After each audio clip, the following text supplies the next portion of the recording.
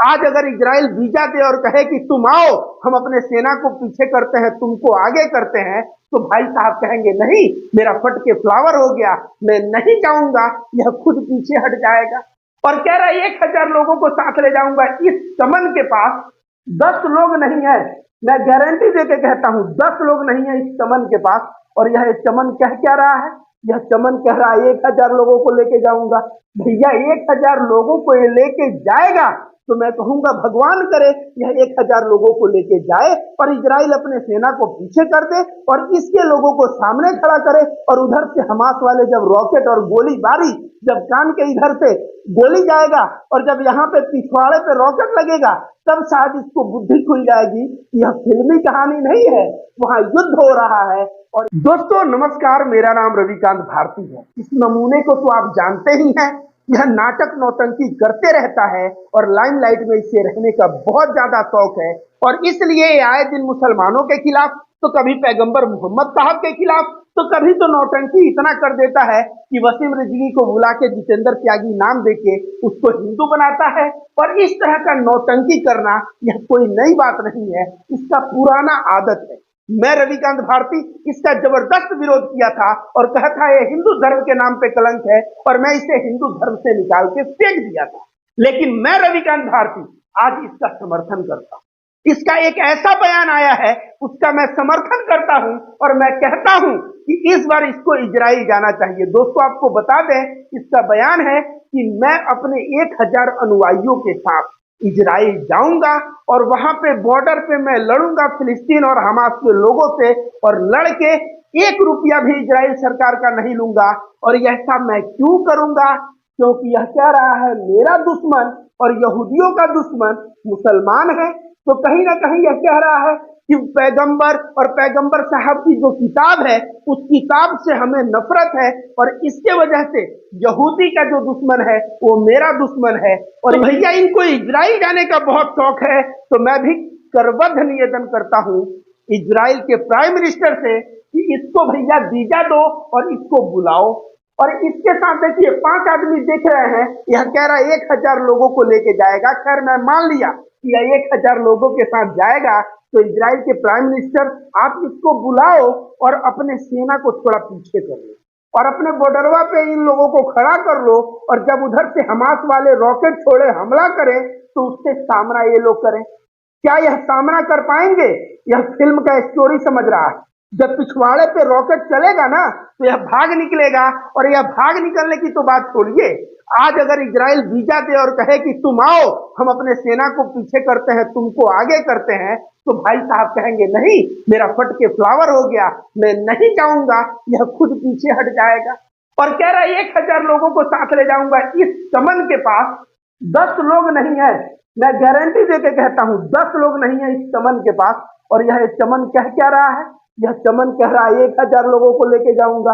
भैया 1000 लोगों को ये लेके जाएगा तो मैं कहूंगा भगवान करे यह 1000 लोगों को लेके जाए और इजराइल अपने सेना को पीछे कर दे और इसके लोगों को सामने खड़ा करे। और उधर से हमास वाले जब रॉकेट और गोली बारी, जब कान के इधर से गोली जाएगा और जब यहाँ पे पिछवाड़े पे रॉकेट लगेगा, तब शायद इसको बुद्धि खुल जाएगी। यह फिल्मी कहानी नहीं है, वहां युद्ध हो रहा है। और यह ऐसा वीडियो बना के सोच रहा है कि मैं विश्व में नाम कमा लूं। तो नाम कमाने के लिए वीडियो तो तुम अच्छा बना लिए हो बेटा, लेकिन मैं कहूंगा कि तुम जाओ एक बार और इजराइल सरकार भी एक बार इसे मौका दे और इसको सामने खड़ा किया जाए ताकि पता चले कि इसके अंदर कितना दम है। और मुझे सुनने में आ रहा है कि इजराइल की भी हौसला पस्त हो रही है, वह भी बैकफुट पे दिख रहा है। आयरन डोन नाम की जो मिसाइल है वह मिसाइल समाप्त होने के कगार पे है। इजराइल की चिंता बढ़ रही है और ऐसे में मैं तो कहता हूं यह हिंदू धर्म के नाम पे कलंक है। इसको कोई हिंदू धर्म का साधना और कुछ भी नहीं आता, इसके पास कोई दैवीय शक्ति नहीं, लेकिन भाई साहब क्लेम करते हैं कि हमारे पास दैवीय शक्ति है। तो इजराइल इसको खड़ा करे, इसके अनुयायियों को खड़ा करे अपने बॉर्डर पे, अपने सेना को पीछे कर ले और मिसाइल भी समाप्त हो गया है तो थोड़ा इसके दैवी शक्ति जो है, इसके मंत्र का कमाल देख ले। जब वहां पे आएगा सामने से रॉकेट, सामने से गोली, तो सारा मंत्र फेल हो जाएगा। और जो मैं रविकांत भारती पिछले कई वर्षों से कह रहा हूं कि इसके अंदर कोई दैवीय शक्ति नहीं है, वह पूरा हिंदुस्तान को भी मालूम पड़ जाएगा कि यह ढोंगी था, यह नफरती था, यह हिंदू नहीं था, यह हिंदू धर्म के नाम पे कलंक था, यह हिंदू धर्म को बदनाम करने चला था। इसकी सच्चाई खुल जाएगी, कोई भी शक्ति नहीं होगी। और पिछवाड़े पे जब रॉकेट लगेगा तो इजराइल के किसी न किसी अस्पताल में पड़ा हुआ दिखेगा। और मैं बार बार भारत सरकार और इजराइल सरकार से निवेदन करता हूं, क्योंकि मैं इसे हिंदू धर्म से निकाल चुका हूं। कभी यह महात्मा गांधी को गाली देता है, कभी तो यह इतना सठिया जाता है कि मोदी जी को गाली देने लगता है, तो कभी योगी आदित्यनाथ को गाली देने लगता है, तो कभी सुप्रीम कोर्ट को गाली देने लगता है, और कभी जो है हिंदुओं को ही गाली देने लगता है।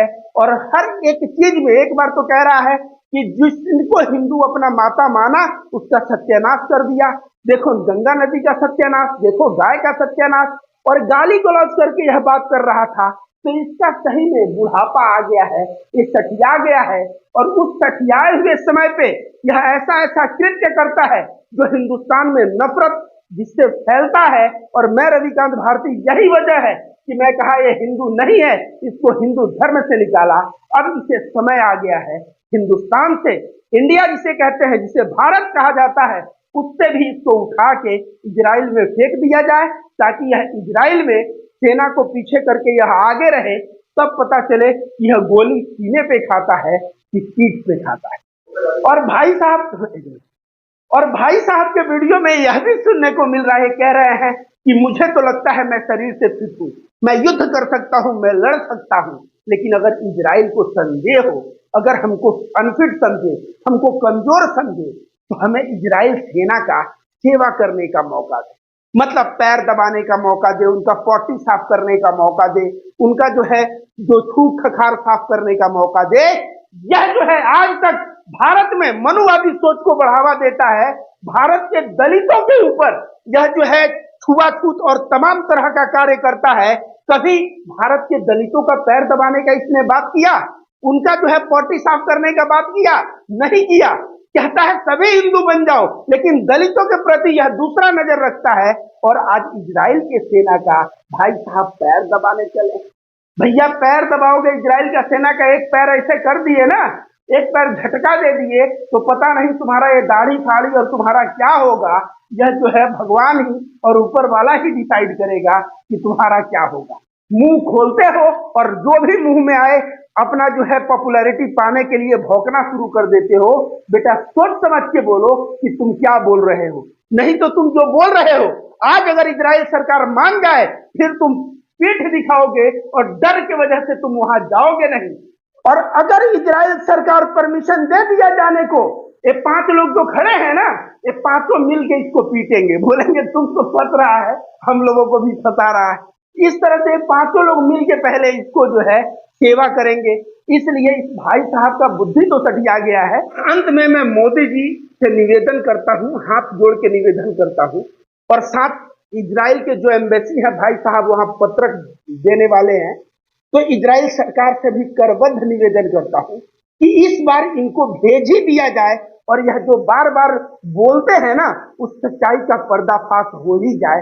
मेरा करबद्ध निवेदन है मोदी सरकार से और इजराइल सरकार से कि यह बंदा जो बात कर रहा है, इसको बुला के और बॉर्डर पे छोड़ा जाए, देखा जाए यह जाता है कि नहीं। और जाता है तो जो गोली सीने पे खा के मरता है कि पीठ पे, वह गोली बता देगा कि यह बुज़दिल है कि बहादुर।